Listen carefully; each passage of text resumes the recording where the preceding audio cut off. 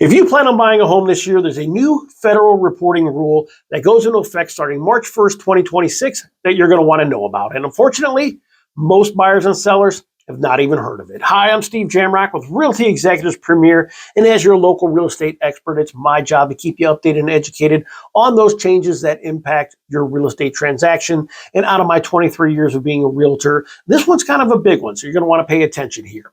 It's called FinCEN Reporting Rule, and FinCEN stands for the Financial Crimes Reporting Network, and the primary purpose of this rule is to prevent money laundering in a real estate transaction. Now, not everybody's going to be affected, but there's a lot of you out there that will be affected. If you purchase a property as an entity, think an LLC, a corporation, or a trust, you will be affected. If that entity purchases that property using all cash or gets financed from an organization that does not have anti-money laundering programs in place, you will need to report that. So let's back up a little bit. If Bob and Nancy Smith are out and about, they see a wonderful property that they want to buy with cash from their bank that they have saved up, and they buy that property in the name of Bob and Nancy Smith, this does not affect them. If Bob and Nancy Smith want to put that property into their trust, which is the Bob and Nancy Smith Revocable Trust, and they are using all cash to buy it, this then does affect them, and they will need to report it. So again, any LLC, corporation, or trust purchasing a property using all cash, private money, hard money loan, seller financing, those will all need to be reported. Any type of financing, again, that does not have an anti-money laundering program in place. So again, if you go out there to finance a property, you get a mortgage through Chase or Centeer or another big name mortgage company out there, you're going to be fine. But again, if you're using cash or any type of private lending and you're going to purchase the property as an entity, trust, LLC, corporation, you will need to report this to the FinCEN network. And we'll get into how that works here in a little bit. Now, this also applies to residential properties, single-family homes, 1 to 4 units, townhomes, condos, and certain mixed-use properties. It also includes vacant land that you intend to build on. So if you intend to build a 4-unit on it and you're going to buy it as the 123 Main Street LLC, you will need to report that to the FinCEN network. Okay, so what information are you going to need as a buyer? You're going to want to make sure that when you do go in and you do put an offer in, start getting your corporation documents in order. Make sure you have those on hand. So for example, an LLC, make sure you have your articles of incorporation handy. You're also going to want to know who are the authorized signers, if you have a president, vice president, who is going to be your point person, who's the trustee in a trust that you want reporting, and that one person will be the main point in contact through the whole reporting of the transaction, okay? You also want to have the key details of the transaction, purchase price, etc., and the funding source and bank info. And that funding source needs to be the same from the start of the transaction through the closing. If you change at any time where that money's coming from, you need to start over and start the reporting process again. And if you do that, it could delay closing. So you want to make sure that you have that funding source where it's going to be upfront, ready to go, okay? Now, who's responsible for filling this out? Well, in short, the buyer is. So if you purchase a property, a normal real estate transaction and you're using a trust, you will get an email from the title company or closing agent that is responsible for closing the transaction.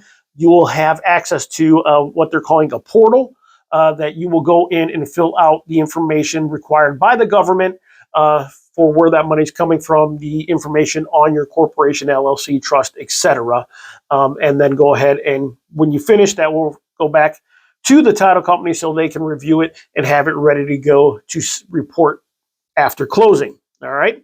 If you're buying a property by owner, off-market property, or if you're not using a title company for whatever reason, Definitely recommend you consult an attorney, as it will be your responsibility to report it at that time. So consult an attorney to know your steps and what you need to do to make sure that you are compliant with the law.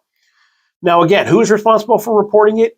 You're responsible to fill out the reporting information, but it's the closing agent who's responsible for reporting it to the government, or whomever prepares the deed. Again, if you are buying this off market, you're not using a closing agent. You're doing this, between Tom and Larry, your neighbor. It's a simple transaction. While you would need to be responsible for reporting that, and again, you'd want to make sure that you consult an attorney to know how to do that. Okay. Is there going to be a cost for this? Of course there is. There's more work involved. There's a lot of a cost up front by these title companies and closing agents to get these portals into place and then report it to the government. So there will be a cost that will be assessed to the buyer at closing. Every title company, every closing agent is going to be different, but you can imagine it's going to be anywhere from 150 to upwards of that, I would imagine. So now, does this have a potential to delay closings? Absolutely, it could. If you are on top of things up front, shouldn't be a problem.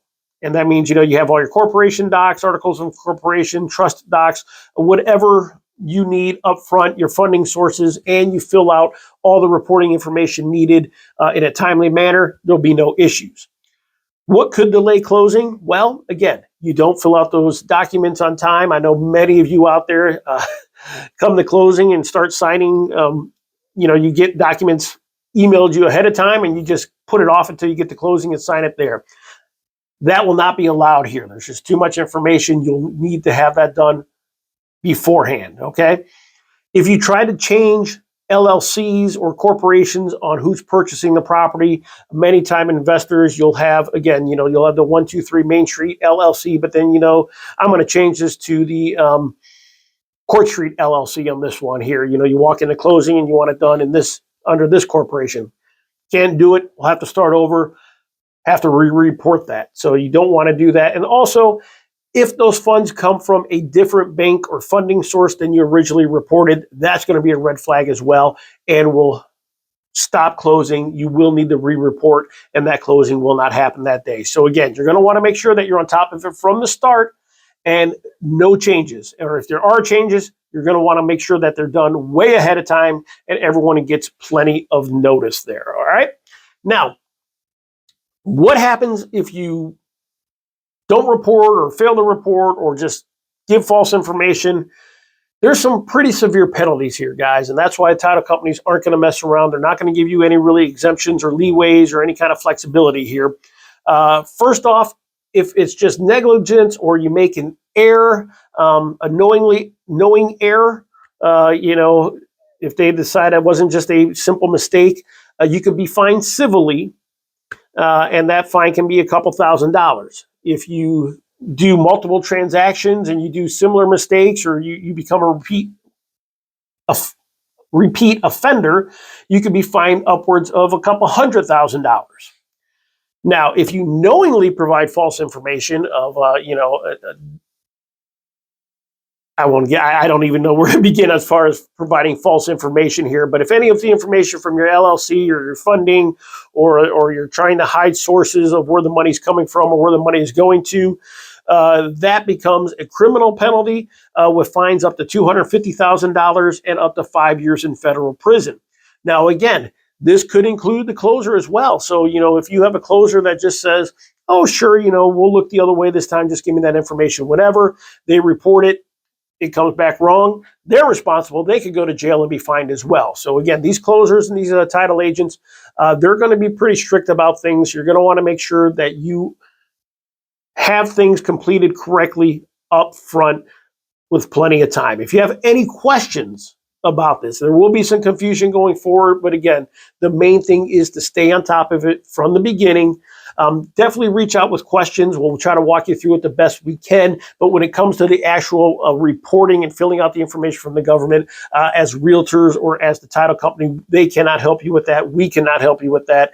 We definitely recommend consulting an attorney and or you're an accountant to help you fill out those forms correctly if you need that assistance. But as far as any general questions about FinCEN reporting, purchasing properties in an entity or cash, definitely reach out anytime. I'll be happy to discuss that with you.